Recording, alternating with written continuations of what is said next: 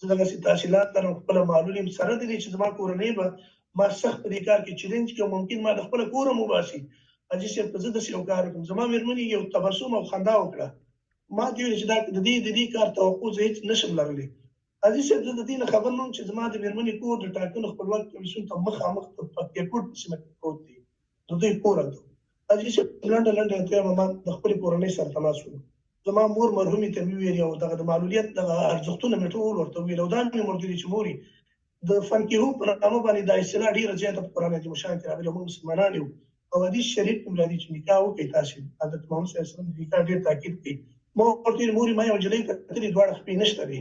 دغه نجلۍ ما ته وکړه ممکن د دې نجلۍ پل موږ پورې دومره بختور شي. یو خو به دا شي حاجي صاحب چې زه د خپلو ورونو ټول عمر خادم پاتې شم. زه یو سیاسي ځوان یم، یو مدني ځوان یم. ممکن په ژوند کې بعضې فرصتونه ماته پیدا شي. زه به په ټول عمر تاسو سره پاتې شم. زه به معلول یم.